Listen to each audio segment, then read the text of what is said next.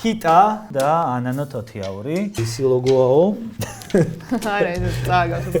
უდე ერთი ნიშნავს დავეულდები კიდე. ეს სამი სიტყვა წავიკითხე და მაგიტო გადავწყვიტე. ის დაბნელებას გავითამაშე. ეს დავრაგება გენიალური იყო. კი ბატონო. ვერ ხვდები რა მიმართულებით შეიძლება იყოს კითხვა. უნებრივია. აი, ის საერთოდ არაფერი არ ამოდის ტვინში, როცა მიხდი.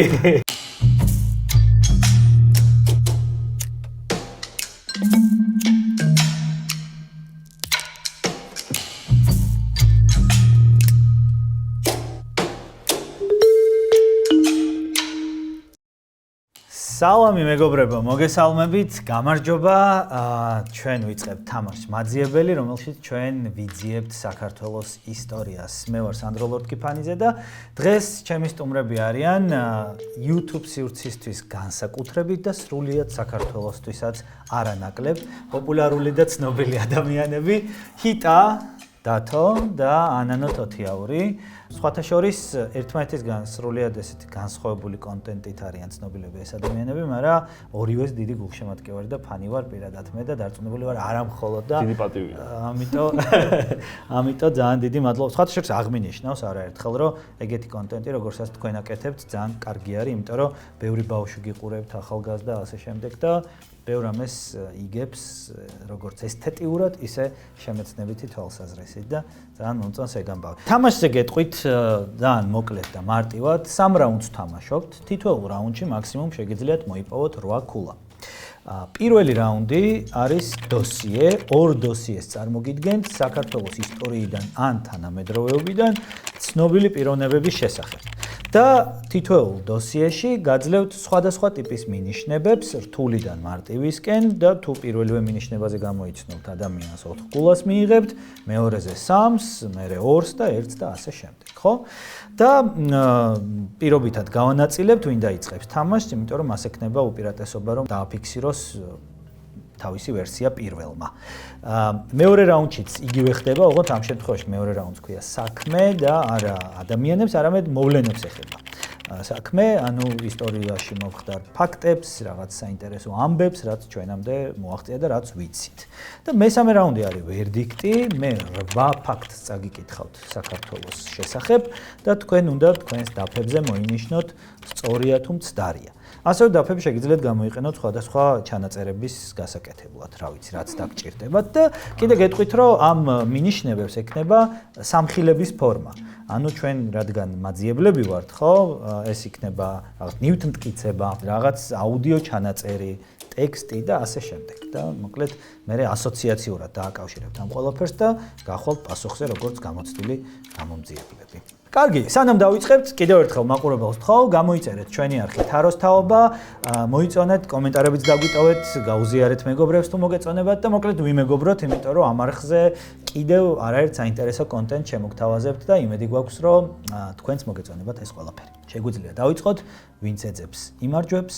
პირველი რაუნდი ეს არის დოსიე. ერთიანი თუ გერბი? ერთიანი. კარგი. ჩვენც ერთიანს ამო? აი, მე გერბი. გერბი. ერთიანი გერბი. რო არ შემეშალოს, ერთიანი გერბი. ოპა.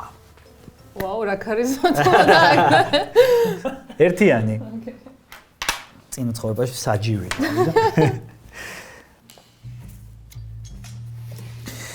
და ეს არის პირველი სამხილი, რომელიც მოვიპოვეთ ჩვენი საგამოძიებო საქმიანობის შედეგად. ეს მესამე ადგილია, ხო? კი. ყურსასმენები. შეგიძლია ხმა მაღლა იმსჯელო, ეხლა ჰიტა ვერ გაიგებს. ადამიანია გამოსაცნობი საქართველოს. კი, ხვდები რომ ქართველი ადამიანია გამოსაცნობი. მოიცანა, ხო შენ? იგივე ასლი არ იქნება, ხო, რომ რაღაცა ტიპი წავიკითხა. ანუ ერთ-ერთში, ხო. ვერ წავიკითხა, მაშინ მესამე ადგილოსანი ვინ ყოს? ანუ მესამეა და ბრინჯაოს მედალია, ეგ არის მნიშვნელოვანი ამ შემთხვევაში. მე მგონია რომ ეხა ჩემთვის პირადად აზრი არ აქვს, რომ ძალიან დიდი ხანი გავუწელო ეს ყველაფერი, იმიტომ რომ დროც ამოიწურა პრინციპში საფიქრალი და კარგი. ანანო არ დააფიქსირა კონკრეტული ვერსია, ამიტომ შეგიძლია შენი მსჯელობა დაიწყო. რას გეუბნება ეგ მედალი? საქართველოს გერბი და მესამე ადგილი. მესამე ადგილი. ბრინჯაოს медаლი.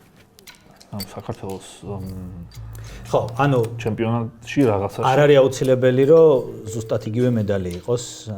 ხო. ხო. კაი, დრო ამოიწურა. არ ვაფიქსირე. ჯერ ხო, რა თქმა უნდა, ეს აქვე დავტოვოთ თვალსაჩინოებისთვის და მეორე მინიშნება უნდა მოვცეთ მეგობრებო. ეს არის ესე ამოჭრილი გარკვეული სტატიიდან. ისევ ანანოს აქვს უპირატესობა, ამიტომ ჰიტაკ თაო გაიკეთო ყურსასმენები. ერთ წავიგითხე. ცოტა წამებს დაგიმატებ, რომ წაკითხვა მოასწრო, რა თქმა უნდა. არა, წავიგითხე.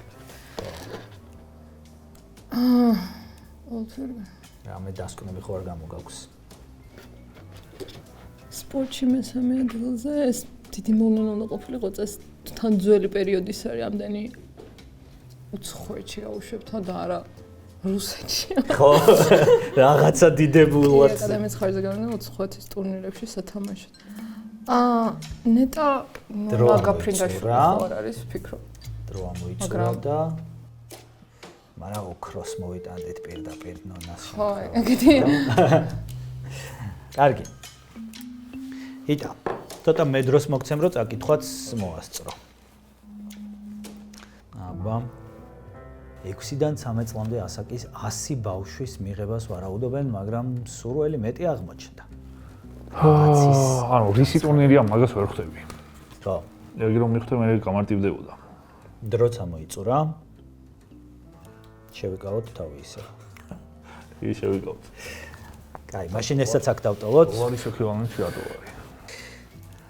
ჰიტამაც თავი შეიკავა და კიდევ ერთი ფოტო მინიშნება გვაქვს მეგობრებო თქვენთვის.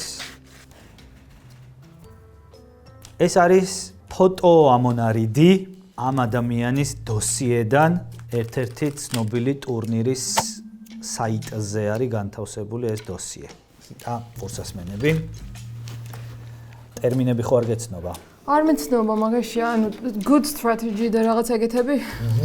მე მხოლოდ კომპიუტერული თამაშებიდან ვიცი და conditioning. პლუსები აღნიშნულია. ხო, ground strokes ძირიდან ურტყამს, ტენის, არ ვიცი წარმოდგენა, ქართულად რომ მითხრათ შეიძლება? ტერმინები? ხო, ტერმინები. არ ვიცი. იმიტომ რომ ground strokes-ია, ხო? როგორ ქენი? დაშვებაო? ქვემოდან ურტყამს თქო, მაგას ფიქრობდი რაღაც. საინტერესო. მაგრამ შეიძლება. დრო გავიდა. Okay. დრო გავიდა. ჰიტა. ჩეინჯერია. Conditioning, ground strokes. მისი მთავარი პლუსებია აღნიშნული, ხო, პრინციპში. არ დავნეული ვარ ზემოდაც, ვერ ხვდები. რატო? საითკენ წახვედი? დოლარებმაც დამაბნია, გადარიცხვა მას. ან კუპონების დროში. ხო, რაღაც 90-იანებია ესე იგი. ხო, და თან გადარიცხვა რანაირად მუშაობს, მაგას ვერ ხვდები, მაგას. მაგრამ აი აქედან რამე არ გამოიკვეთა, დრო ამოგვეწურა, მაგრამ რამეს ხო არ დააფიქსირებთ. არაფერი. არაფერი. ოკეი, დავტოვოთ ეგაც. შეიძლება ვერსია ვთქვა, ოღონდ სახელის და გვარის გარეშე. ისე ჯობია თქვა, რომ ჰიტამ არ გაიგოს. ოკეი. ხო, ამიტომ ეხლა მაინც მეოთხე მინიშნება უნდა გაჩვენოთ. წინაზე მაინც ვეღარ დააფიქსირებთ ვერსიას, ამიტომ ბარემ გაჩვენებთ მეოთხე მინიშნებას და მერე იქნება. თუმცა ამ მეოთხე მინიშნებას ანანოსთვის დიდი მნიშვნელობა აღარ აქვს, იმიტომ რომ არ ვიცი, ერთი ვერსია მაქვს უბრალოდ. ეს არის მეოთხე მინიშნება. ოკეი.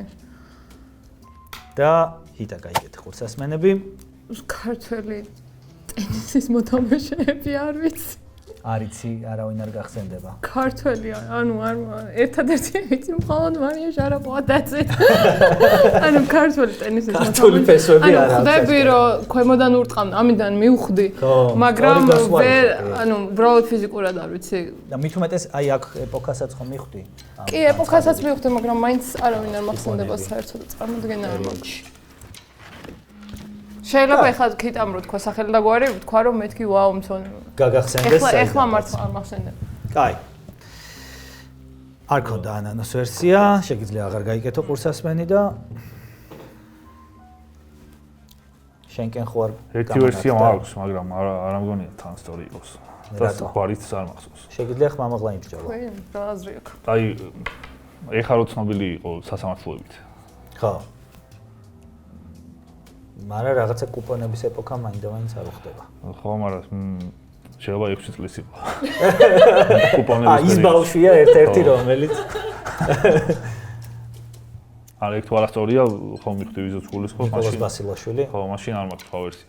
არ არის. ეს არის ადამიანი, რომელსაც აქვს ოლიმპიური ბრინჯაოს медаლი, რომელსაც აქვს ყველაზე ცნობილი აკადემია, რომლის განცხადებაც იყო აქ საჩოგბურთო აკადემია.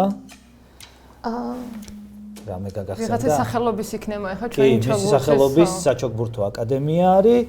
ასევე ეს არის US Open-ზე მისი გამოსვლა და იქიდან ყველაზე მისი გამორჩეული მხარეები არის აღწერილი და ნუ ჩოგბურთის ბურთი, თუმცა მანამდე მიხვდით ამას, ხო? ეს არის ლეილა მესხი. ლეილა მესხი. აი საერთოდ არაფერი არ ამოდის ტვინში, როცა აი მაგრამ ჩვენ შეგვიძლია მეტი შევიტყოთ ლეილა მესხის შესახებ, ნახოთ რა შემეცნებითი ვიდეო რგოლი სწორედ ამ ისტორიულ ადამიანზე. ლეილა მესხის საჩოგბურთო კარიერა 1976 წლიდან იწყება, როცა 8 წლის გოგონა მამას ჩოგბურთზე შეჰყავს. 10 წელიწადში ლეილა ნატაშა ზვერევასთან ერთად როლან გაროს სიგებს და ხდება პირველი და ჯერჯერობით ერთადერთი ქართველი ჩოგბურთელი, რომელიც დიდი სლემის ტიტულს ფლობს. კარიერის განმავლობაში ახერხებს მარტინა ნავრატილოვასა და გაბრიელა საბატინის დამარცხებას.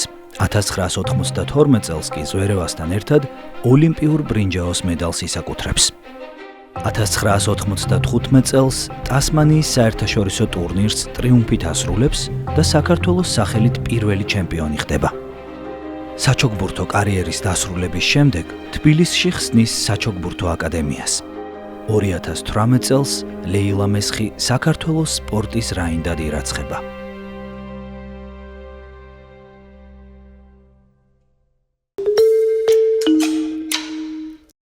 მეგობრებო, ლეილა მესხზე გავიგეთ კარგი ამბები, მაგრამ ვაგრძელებთ დოსიეს რაუნდს და ვაგრძელებთ საქართველოს ისტორიის კვლევა ძიებას. ამჯერად ჰიტას ექნება უპირატესობა, რომ პირველმა დააფიქსიროს ვერსია მინიშნებებზე და ვითამაშოთ შემდეგი დოსიე.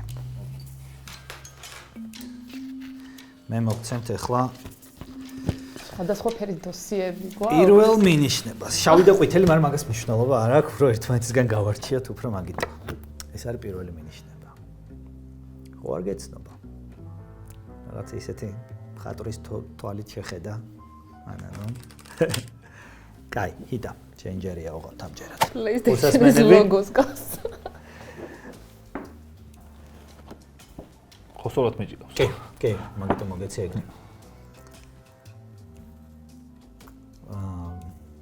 ცხადია, ანუ ცოდნაზე არ არის, უფრო რაღაცა ლოგიკა შეიძლება დასახო, რა შეიძლება ეგ იყოს. ასოები უნდა იყოს ალბათ.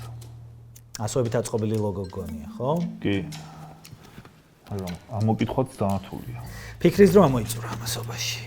მაგრამ დაიტოვე საფიქრალად. დაიტოვე კი არა, ანანოს მივცეთ, მაგრამ მაგმემართულებით შეიძლება იფიქრო.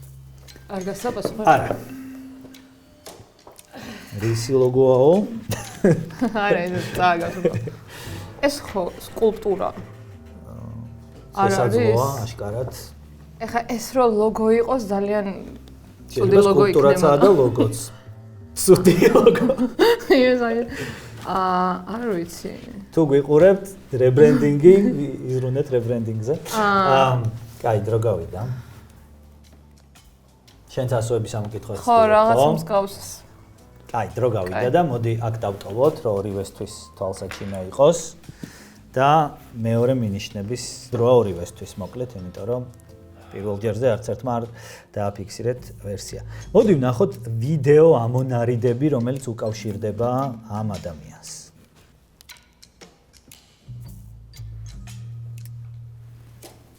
ხმარა. არა. სად იყო მაშინ ხმადა?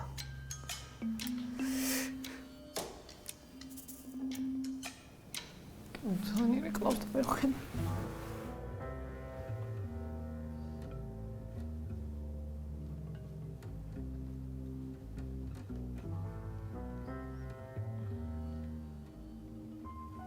ამოიწურა.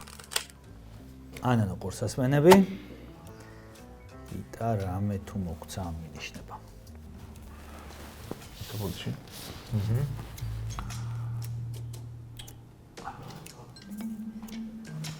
მოდი ერთ მინიშნებას დაველოდები კიდე. არ ქონდა ჰიტას ვერსია.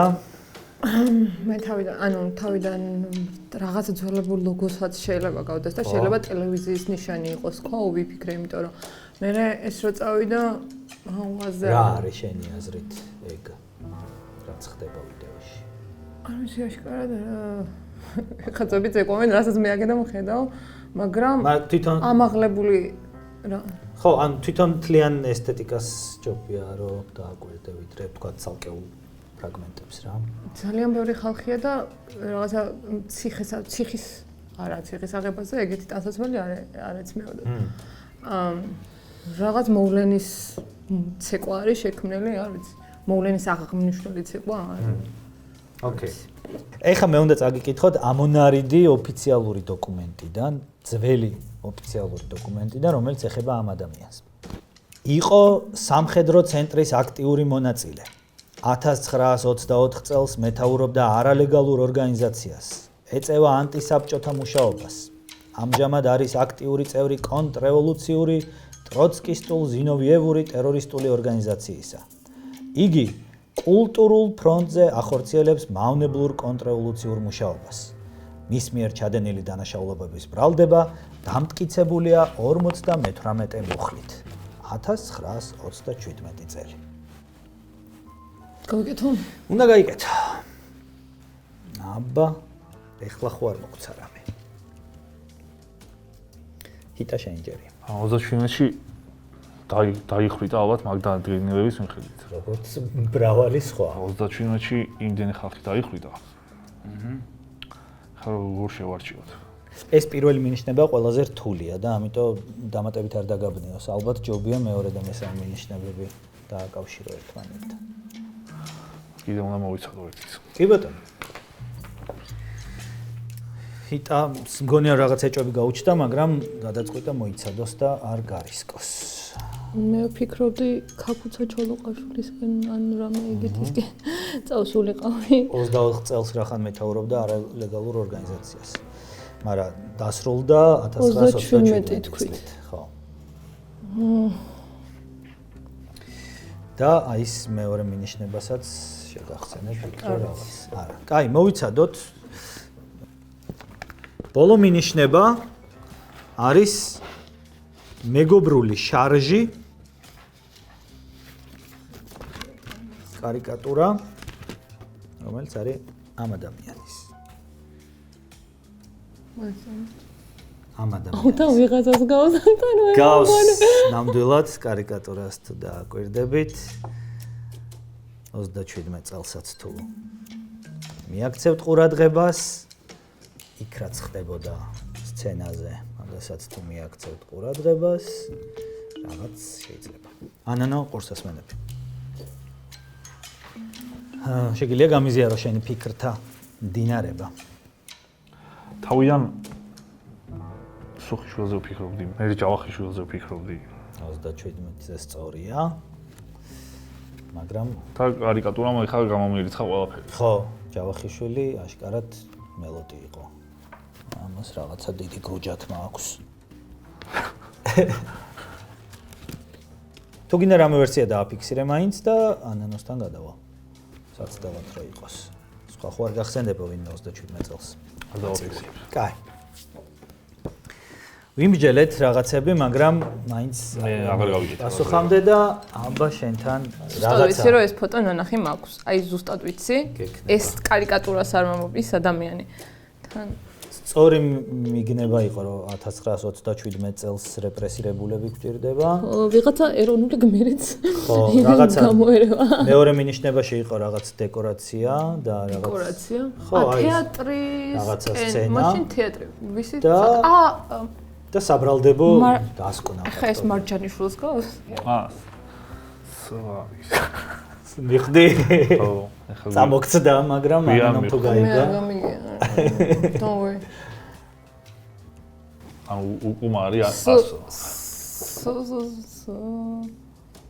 აცარი. ხო და მაგას უყურებდი წეღან რა. ყველა არის. კაი დრო გავიდა და გესმით? არ არის ვერსია, ხო? კაი. ნუ, მოკლედ ვინ შენ გახსენდებოდა ამ ფოტოდან და მაინც არ გაგახსენდა, იყო სანდრო ახმეტელი. ხო, ახმეტელი.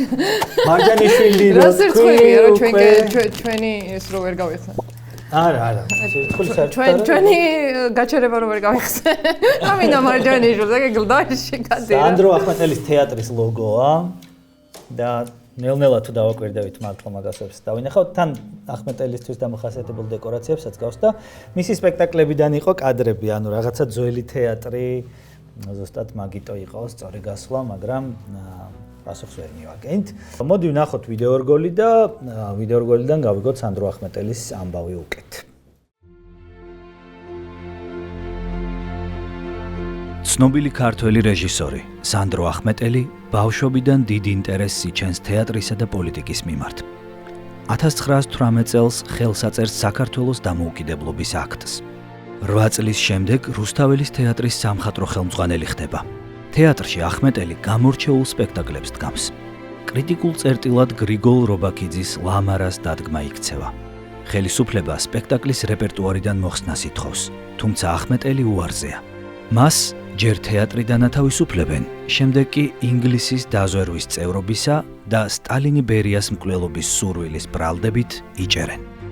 222 დღიანი წამების შემდეგ ბრალდებას აღიარებს. ნაწამებ ახმეტელს ხალხის დასანახად რუსთაველზე მანქანით ჩამოატარებენ.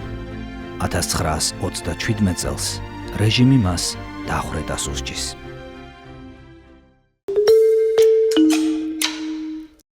ვაგრძელებთ მაძიებელს, ძიებას, კვლევას და ისტორიის ქექვას და მეორე რაუნდში ვართ უკვე ხალხო, აქ საქმე არის მეორე რაუნდის თემა და შესაბამისად მნიშვნელოვანი მოვლენები უნდა გამოვიცნოთ საქართველოს ისტორიიდან და ამჯერად პირველი პასუხის უფლება იქნება ანანოსკენ.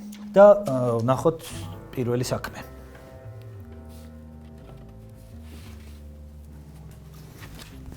პირველი საქმე და პირველი მინიშნება, ჯერ ორივეს გაჩვენებთ ამ რუკას.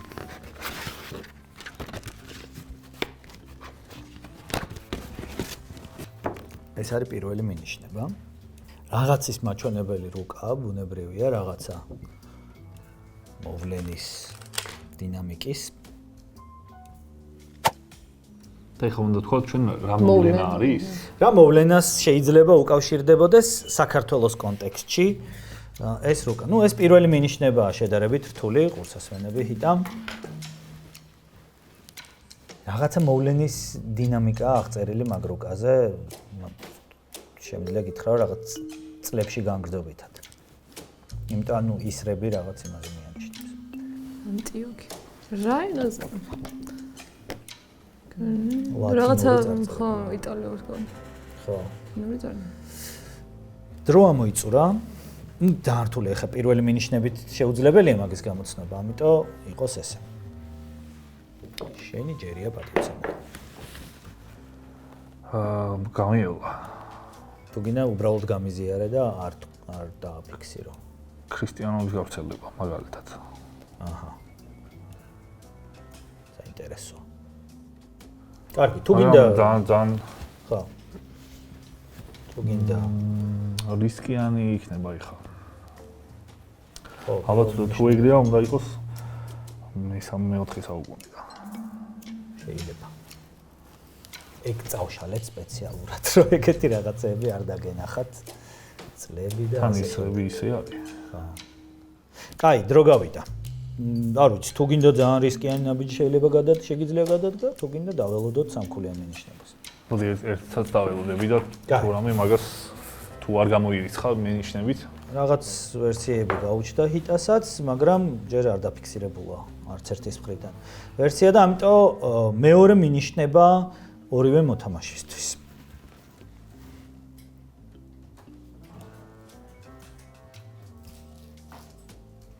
ეს პერფორმანსის ნაწილია. კი. ეს არის მეორე მინიშნება, მეგობრებო, ჰიტა. ხურსასმენები და ანანოს შეუძლია დაიწყოს ფიქრი. ანუ ხა რუკით მაგას ვერ ხვდები. მართლმადიდებლობის შემოტანისკენ ან რაღაც იმ პერიოდისკენ მიდივარ, იმიტომ რომ რატო? იმიტომ რომ დაბნელდა აქ შუქები და ვიფიქრე რომ თვარის დაბნელების პერფორმანსი ხო არ იყო თქო ან რამე მსგავსი. დრო ამოიწურა და მე უნდა გკითხო რაიმე ვერსიას დააფიქსირებ თუ მოიცდი თუ როგორ იზამ. მოდი მაგას დავაფიქსირებ რა. რას? საქართველოს ანუ არა პრინციპში აქ საქართველოს საერთოდ ვერ ხედავ. ნუ აი აქ შეგვიძლია გითხრა აი აქ. ხო. მოხვედრილია მაგის სფეროში კი. კაი. არ ვიცი რა. გადაწყვეტილება. მოდი მაგას დავაფიქსირებ გაქრისტიანებას. საქართველოს გაქრისტიანება. კი. ოკეი. მიღებულია ვერსია. იტა. ანანუ დააფიქსირა ვერსია. აი ამ პერფორმანსის. ხო, ჯერ არ გაიკეთო. არ. ხო, იმიტომ რომ ანანუმ დააფიქსირა ვერსია თუ სწორია ხო სამიქულა, თუ არასწორია და შეგიძლია აღარ გაიკეთო ყურსასმენი, იმიტომ რომ მაინც აღარაფერი იქნება მოსასმენი. მაგრამ 3-0 ხდება ანგარიში, იმიტომ რომ ეს სწორი პასუხია, კი. მიხვდი? მთელი საუკუნეები იყო? არა. არა. აი ხედავ, ესე იგი კიდე გექნებოდა შანსი. ეს იყო საქართველოს გაქრისტიანება. ხო, ჩემი პირველი ვერსია. ხო, იმიტომ რომ მზის დაბნელებას მირიან მეფე. კარგი პერფორმანსი იყო, მადლობა. გავრეთებლებს. მე ვიფიქრე ბნელ საუკუნეები მაგასაც რელიგიასთან ვაკავშირებდი და მაინც სხვა მხრიდან მიხვედი. ფსიქოლოგიურ ბნელ საუკუნეებს გულის ხო? ხო, არა. ეს იყო ხო გაქრისტიანების რუკა არის მთელ ევროპაში როგორ მივიდა ქრისტიანობა საიდან. მე დავინახე ეს იყო ანტიოქია და მე კაბადოკიაში გაივლის და დავინახე და კონსტანტინოპოლი და აი უცებრო დამითხარი აქეთ საქართველოს ეს სამი სიტყვა წავიკითხე და მაგიტო კი ბატონო და დავწყვიტე ის დაბნელებას გავითამაშე. ეს დავრაგება გენიალური იყო. კი ბატონო და 3-0 წინ გავიდა ანანუ და საქართველოს გაქრისტიანება, ქართლის გაქრისტიანება როგორ წარიმართა, ამაზე დამატებითი ინფორმაცია შეგვიძლია ისევ ჩვენი ვიდეო რგოლიდან მივიღოთ.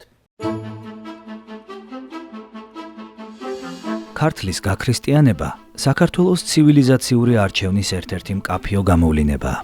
მოვლენაზე უმთავრესად მოქცევაი ქართლისა ისაუბრობს. იბერიაში ქრისტიანობა პირველ საუკუნეშივე შემოდის, თუმცა სახელმწიფო რელიგიად მეოთხე საუკუნეში იქცევა.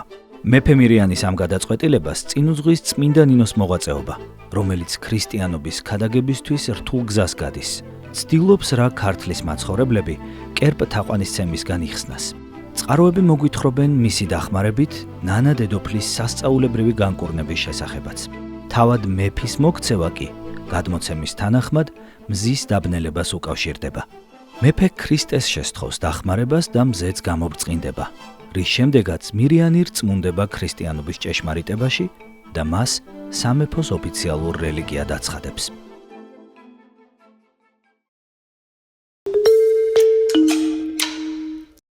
და ჩემო მაძიებლებო, ესე იგი ერთი საქმე დაგვრჩა განსახილველი და გამოსაძიებელი და მოდი გადავიდეთ პირდაპირ ამ საქმეზე. ამჯერად ჰიტას ექნება პასუხის დაფიქსირების უპირატესობა. დაფიქსირება პასუხის მე. ეს არის ისტორიკოს ოთარ ჯანელიძის პუბლიკაცია და მისი თავფურცელი. ჰიტა. ანანუ ყურსასმენები. ანუ ეს არის საქართველოს დამოუკიდებლობის წლები და შეიძლება პირდაპირ ეგრე საქართველოს დამოუკიდებლობა რო იყოს. ამას პირდაპირ გეტყვი რომ ეგრე მარტივად. ხო, ეგრე მარტივად არ უნდა. პირველ მინიშნებაში არ იქნებოდა. შეიძლება იყოს პირველი აი რაღაცა უკავშირდება. კონსტიტუცია შეიქმნა მაშინ? კონსტიტუცია? არა, შეიქმნა, მაგრამ ხო. დრო ამოიწურა.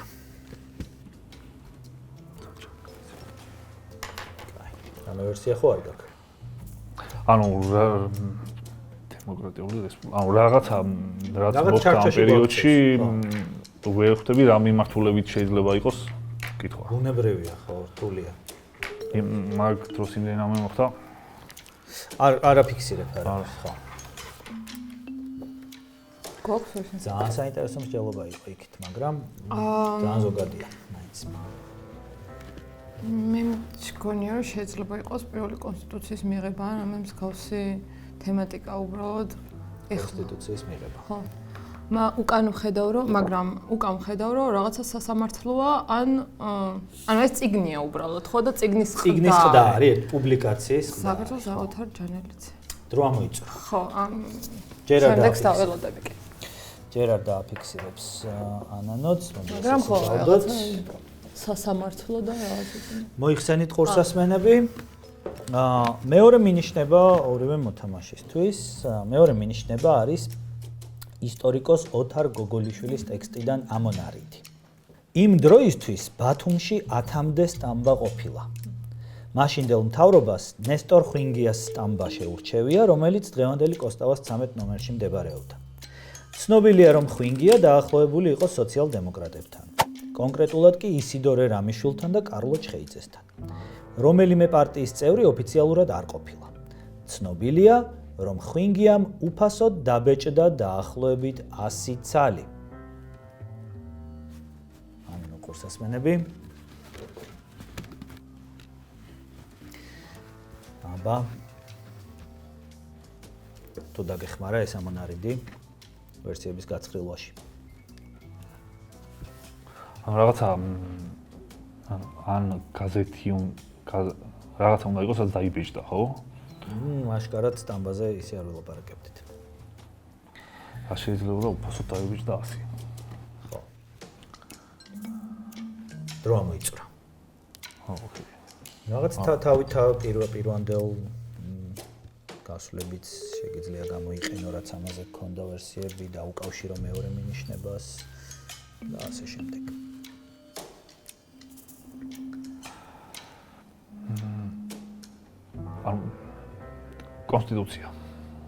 კონსტიტუცია. პირველი უტავებიჭდა 100 ცალი. აი, არ ვიცი, არ ჩავერევი, არ დაგაბნევ, არც დაგეხმარები. დააფიქსირებ თუ თავ შეიკავებ, უბრალოდ ამას კითხავ.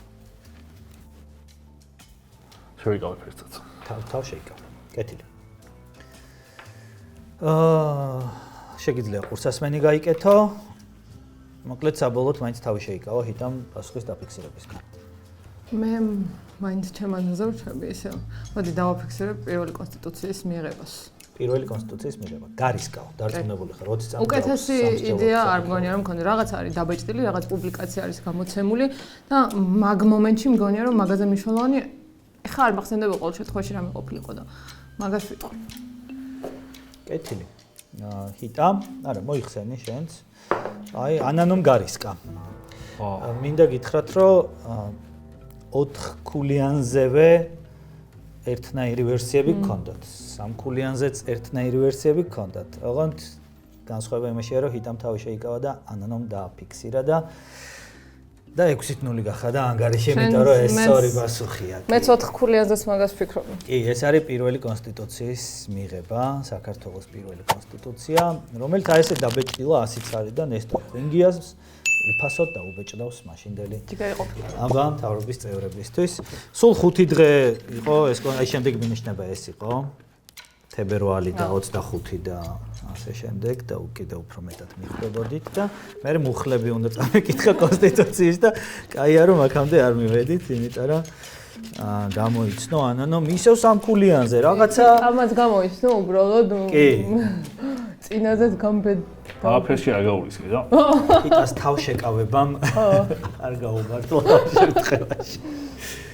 კარგი, საქართველოს პირველ კონსტიტუციაზე გვაქვს საინტერესო ამბები მოსათხრობი ჩვენი მაყურებლისთვის და ვნახოთ ვიდეო რგოლი.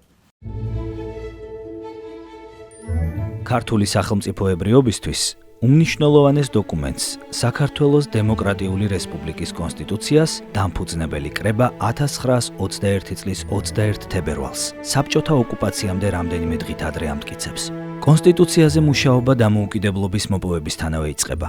იქმნება სპეციალური კომისია, რომლის წევრთა შორის ნოე ჟორდანია, სერგი ჯაფარიძე, რაჟდენ არსენიძე და დამფუძნებელი კრების სხვა წარმომადგენლები არიან. ისაზღვრება რესპუბლიკის მმართველობის დემოკრატიული ფორმა. ხაზი ესმევა კანონის წინაშე მოქალაქეთა თანასწორობას და აღინიშნება სქესთა შორის თანასწორობაც. ცალკე თავი ეთმობა ეთნიკურ უმცირესობებსა და მათ უფლებებს. საქართველოს პირველი რესპუბლიკის კონსტიტუცია კიდევ ერთხელ ადასტურებს ევროპული და დემოკრატიული იდეებისადმი ქართველი ხალხის სწრაფვას.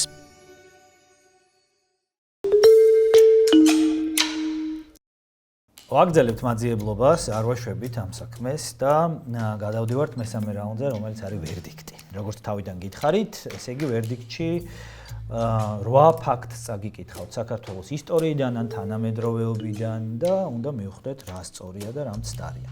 პირველი 2010 წელს საქართველოს სისხლის სამართლის კოდექსში შეტანილი ცვლილების მიხედვით კომპიუტერულ სისტემაში უნებართო შეღწევა მხოლოდ ჯარიმით ან გამასწორებელი სამუშაო ვადით შეიძლება დაისაჯოს.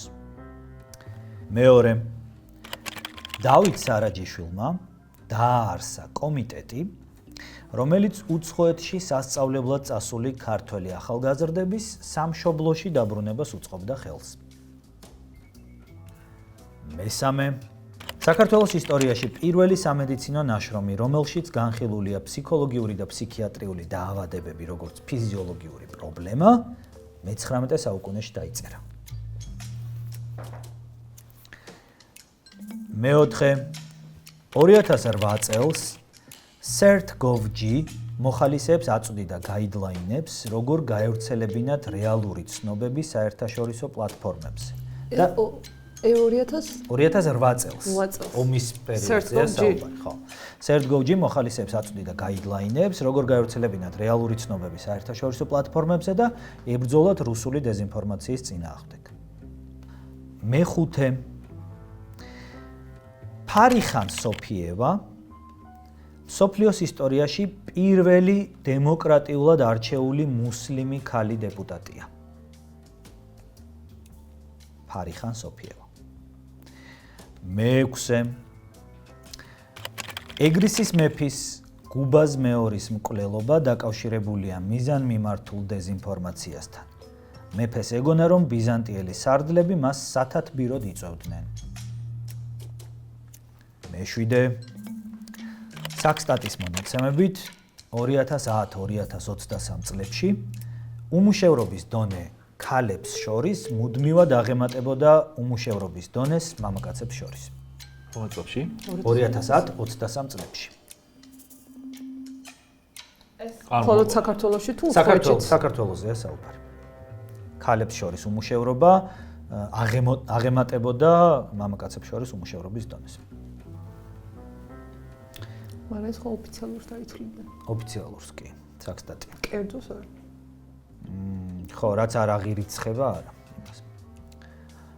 მერვე 2024 წელს გიორგი მრევლიშვილის ფილმი სახელად ფიქრია, რომელიც ოზურგეთის დამოუკიდებელი ცხოვრების ცენტრს შეეხება, ჯანდაცვის მსოფლიო ორგანიზაციის კინოფესტივალის Health for All-ის შერჩეულ 60 ფილმს შორის მოხვდა.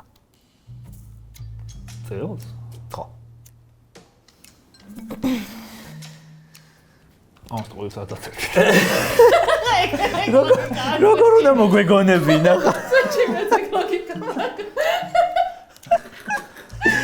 ანუ რა ამ ხელა მეზღაპრეები უნდა ვიყოთ არა? სუდი ადამიანი. მომეცით? ეხლა რო გითხოთ, არა, ვერ მოხდა. კაი, მომეციება ვერდიქტი და განვიხილოთ. ეს აი, გულებით აღნიშნა ანანო. არის საკმაო განსხვავებები სხვათა შორის და სანამ არ მიხვდები ეს კითხვები, როგორი ფსიქოტიპის ადამიანი შედგენილია, რას დაუკავშირებდა, ისე ოზის რო დაეწერა უეჭველი არა სწორი იქნება. საქმე ის არის, რომ ჩვენი სცენარისტების გუნდი 10 ადამიანისგან შედგება და ძალიან საერთო იმაში ფლოუში მაინც იქნება. კარგი, განვიხილოთ. 2010 წლის საქართველოს სისხლის სამართლის კოდექსი იმის შესახებ, რომ კომპიუტერულ სისტემაში უნებართო შეღწევა მხოლოდ ჯარიმით ან გამასწორებელი სამუშაო ვადით შეიძლება დაისაჯოს, ჰიტას გონია რომ ეს ასე, ანენოს გონია რომ ეს ასე არ არის. ეს ასე არ არის, იმიტომ რომ სინამდვილეში 2 წლამდე თავისუფლების აღკვეთასაც სიგიჟე იქნებოდა ეგრე რო ყოფილიყო. ხო, სიგიჟეები არ მეგვიეს და მაგითო. მე ჯერ კიდევ მაქვს იმეთი ადამიანები. არ ვიცი აღსრულება როგორ არის ამ ამბავში, მაგრამ ზოგადად 2 წლამდე თავისუფლების აღკვეთაც შეიძლება მოყვეს ამ ამბავს. დავით სარაჯიშვილზე ჰიტას გონია რომ ის ასეა, ანანოსაც ასე გონია, მაგრამ არ არის ეს სწორი მეგობრებო. დავით სარაჯიშვილმა სინამდვილეში დააარსა კომიტეტი, რომელიც ნიჭიერ ახალგაზრდათა გამოვლენას ისახავდა მიზნად. არა უცხოეთიდან დაბრუნებას ან გაშვებას, არამედ აქვე გამოვლენას რა. ესეთი კომიტეტი იყო. საქართველოს ისტორიაში პირველი სამედიცინო ნაშრომი, რომელზეც მე გითხარით მე-19 საუკუნეში დაიწერა, მეთქი და დამეთანხმა ანანო და დამეთანხმა ჰიტაც, სინამდვილეში ეკუთვნი ზაზა ფანასკერტელ ციციშვილს და დაიწერა მე-15 საუკუნეში. აბა, ეგეთი მაგარი ხალხი ყავდა ჯერ კიდევ მაშინ. თუმცა აქაც არ გაიყო ქულები, ჯერჯერობით მხოლოდ ერთი ქულა, რომელიც გაიყო და ანანომ დაიმატა. იმედი ერთ ქულას მაინც ავიღებ. ნახოთ სიმბოლურად, პრესტიჟი. CERT.gov.g, რომელზეც მე გითხარით და რომელზეც ორივე ასევე დამეთანხმეთ, საერთოდ არ არსებობდა 2008 წელს. ეს ოზიკადა თქვა იქ. 2011 წელს შეიქმნა, რომელსაც ერქვა კიბერწინააღმდეგობა, აბსოლუტურად მოხალისეებისგან დაკომპლექტებული და არ ჰქონდა არანაირი სამთავრობო სისტემური მხარდაჭერა. მეხუთე ფარიხან სოფიევაზე მიიჩნია ჰიტამ, რომ სადღაც ვიტყუებოდით, ასევე მიიჩნია ანანომ.